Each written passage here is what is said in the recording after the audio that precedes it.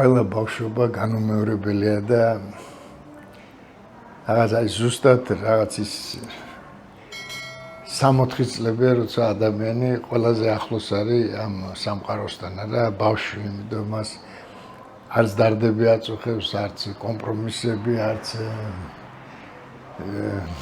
ტვირთი აწევს რამე ძიმე რომ ოჯახს შებატოს და რაღაც და მე მინდა დიდი სიამაყედ განვაცხადო, რომ დავიბადე ძალიან კარგ ოჯახში.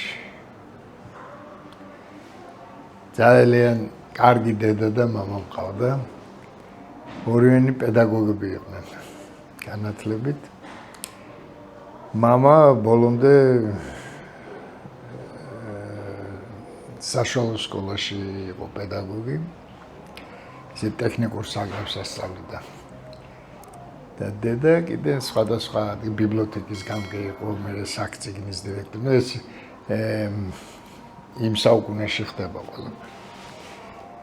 მაგრამ ერთი რამ ხელმოკლედ ცხოვრობდით, არ ვიყავით ისე, რა ქვია, განებივრებული ბავშვი ვარც მე და ორინი ვიყავთ ძმები, მე და ჩემი ძმა თენგო. ხო და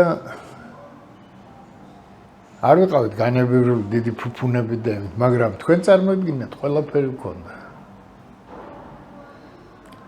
არ გვშიოდა.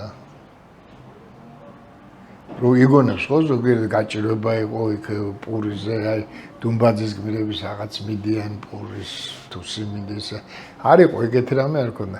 აი თავიანთი პატიოსანი შრომით ოჯახს არაფერი არ აკლდა. და გვაცნობდნენ კარგად. დედაჩემ სულიმაც ცდილობდა, რომ ყველაზე თეთრი პერანგი მე და ჩემს ძმას ქონოდა სკოლაში წავსულიყავით. გაკათკათებულ გატკიცებულ. ამხელაში რომ აიყო მაშინ ქალისთვის გაკათკათებული რო ყოფილიყო. რა თქმა უნდა ხელით რეცხავდნენ.